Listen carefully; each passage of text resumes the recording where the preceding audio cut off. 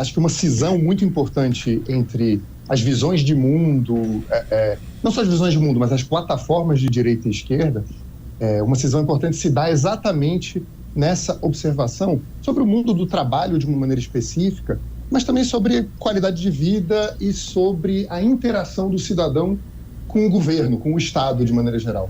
A gente vê muitos e muitos exemplos em basicamente quase todas as ações, quando a gente está falando de ações de governo, seja municipais, estaduais ou do governo federal, em relação a como muitos eleitores, muitos cidadãos, na verdade, se veem um pouco ainda muito, não oprimidos a palavra exatamente, mas enxergam um peso muito grande de algumas ações, algumas burocracias.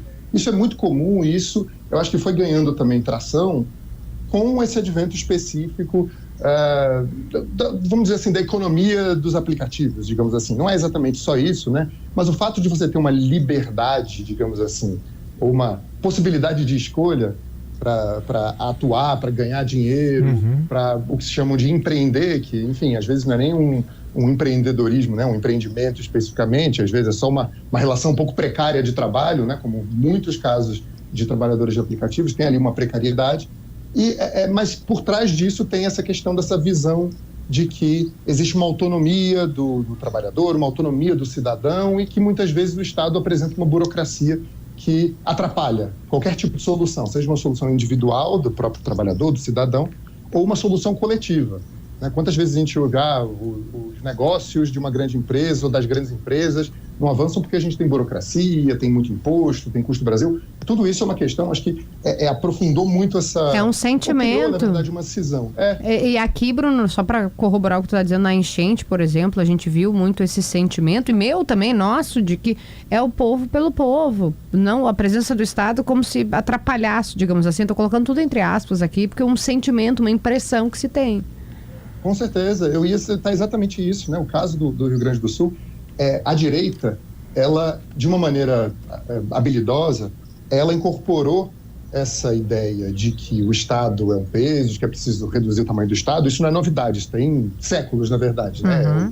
O liberalismo que a direita abraça do ponto de vista econômico tem isso como máxima, né? De que é preciso reduzir o tamanho do Estado e tudo mais. Bom, isso é uma parte da interpretação, naturalmente, porque tem várias e várias discussões sobre o papel que o Estado precisa ter, quais são os caminhos os pontos essenciais em que o Estado precisa estar presente e tudo mais.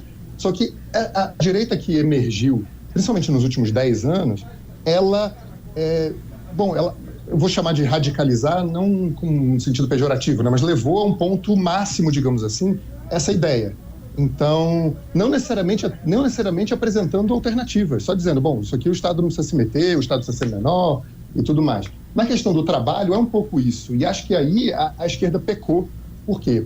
Para tentar dizer que tinha tentar não, né, mas de fato, né, apresentar uma proteção do trabalhador, dizer, não, mas o Estado precisa estar aqui presente, porque é preciso proteger o trabalhador de condições humilhantes de trabalho, por exemplo, né, para dizer o mínimo.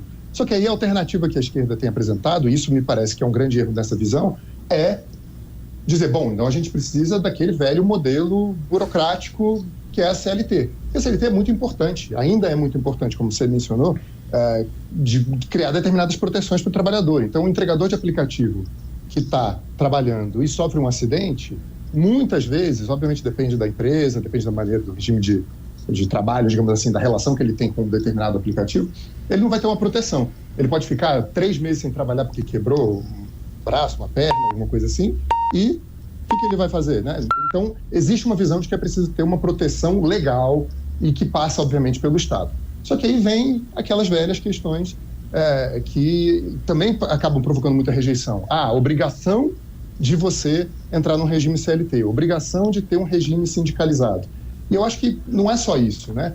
Não passa só por essas questões. Eu estava lendo hoje, inclusive, uma entrevista no Valor Econômico do vice-presidente do PT, o Humberto Costa, que ele menciona assim, a gente tem que dialogar com grupos que a gente perdeu contato, os trabalhadores de aplicativo, por exemplo.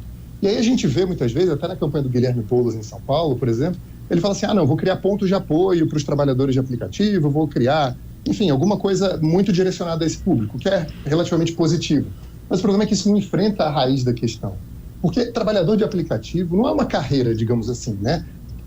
para muita gente, fonte de sustento, é muito importante, é uma atividade muito importante para a sociedade hoje, para a economia, inclusive, né? Mas o que o partido não está fazendo, os partidos de maneira geral não estão fazendo, é dialogando com a ideia que está por trás desse tipo de trabalho, com essa questão da individualidade, da autonomia. Então, você falar que vai para ponto de apoio, tudo bem, o empregador pode ficar satisfeito, vai ajudar realmente a aumentar um pouco a dignidade desses trabalhadores, isso é importante, mas você não está conversando com os desejos dessa população. Boa.